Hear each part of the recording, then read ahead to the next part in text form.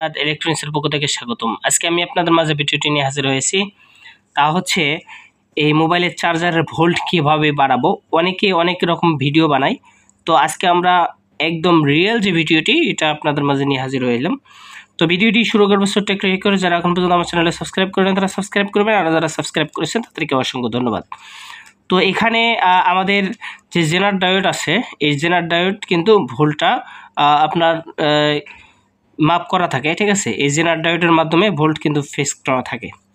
অর্থাৎ আমি যদি একটু আপনাদেরকে সংক্ষিপ্ত আকারে বোঝাই, যে জেনার ডায়োড যদি আপনার 5 ভোল্ট জেনার ডায়োড হয়, তাহলে এর পূর্বে যতই ভোল্ট থাক সে 5 ভোল্ট সাপ্লাই দিব, মানে অর্থাৎ মাইনাস করবে। কারণ 12 ভোল্ট থেকে যদি আমরা 5 ভোল্ট জেনারেটর ডায়োড এখানে ব্যবহার করি, তাহলে আমি আপনাদেরকে বোঝার স্বার্থে এটা দিয়ে বোঝাচ্ছি যে 12 মাইনাস 5, তাহলে আমাদের 7 ভোল্ট কিন্তু সে ড্রপ করে 5 ভোল্ট কিন্তু দিয়ে দেবে, ঠিক আছে। তো এভাবে মূলত জেনার ডায়োড ব্যবহার করা হয়। তো আমরা এখন এই জেনার ডায়োড এখানে স্বাভাবিক এখানে একটি জেনার ডায়োড আছে, যে জেনার ডায়োড পরিবর্তন করে ভোল্টকে বাড়ানো সম্ভব, ঠিক আছে। তো কত ভোল্ট বাড়ানো সম্ভব সেটা কিন্তু আমি আপনাদেরকে প্র্যাকটিক্যালে দেখাবো। অনেকে অনেক কথা বলে, এখন বাস্তবে আমরা কিন্তু দেখব। প্রথমে আমরা সরাসরি যেভাবে ছিল ওভাবে দেখব কত ভোল্ট শো করে। তো আমরা মিটার সব কিছু লাগিয়েছি, এখন আমরা ভোল্টেজটা দেখব যে কত ভোল্ট শো করে। সে মেবি এখানে 4 ভোল্ট দেখাচ্ছে, ঠিক আছে। তো এখানে আমরা 4 ভোল্ট পেয়েছি, আবারও আমি দেখাচ্ছি আপনাদের 4 ভোল্ট পেয়েছি। এখন আমরা কি করব, এখন আমরা এই জেনার ডায়োডটা পরিবর্তন করব। এখানে যে জেনার ডায়োডটা আছে এখানে পরিবর্তন করে 12 ভোল্টের একটা জেনার ডায়োড এখানে আমরা ব্যবহার করব। তারপর দেখব আমরা কত ভোল্ট পাই।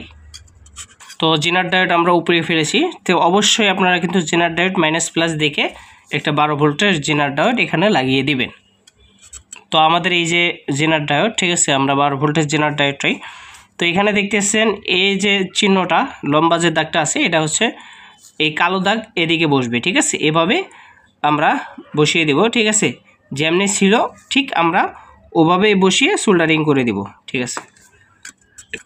আমাদের কাজ কিন্তু হয়ে গেছে। আমরা এখন দেখতেই পাচ্ছেন জেনার ডায়োডটি পরিবর্তন করেছি। এখন আমরা দেখব প্র্যাকটিক্যালি যে আমাদের ভোল্টটি কত পাচ্ছি। তো তাহলে কিন্তু আমাদের অনেক কিছু জানা হয়ে যাবে, যে সকলে ভিডিও দেয়, ঠিক আছে। সঠিক ভিডিওটি আপনারা কিন্তু আজকে জেনে যাবেন কত ভোল্ট সে আমরা পাচ্ছি। তো আমরা এসি কট লাগালাম। এখন যদি আমরা ধরি তাহলে দেখতে পাচ্ছেন আমরা এখানে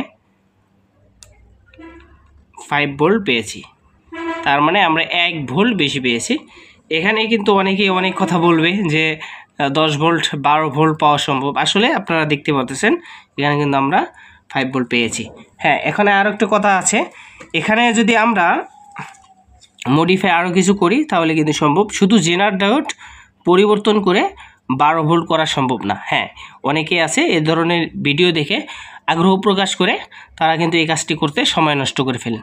তাই অযথা সময় নষ্ট না করে সঠিক ভিডিও আপনাদের মাঝে আমি উপস্থিত করলাম। তো ভিডিওটি কেমন হয় অবশ্যই কমেন্টস করে জানাবেন। এই ধরনের নিত্য নতুন ভিডিও সবার আগে পাওয়ার জন্য চ্যানেলটি সাবস্ক্রাইব করে পাশে দেখবেন ইনশাআল্লাহ। আসসালামু আলাইকুম ওয়া রাহমাতুল্লাহ।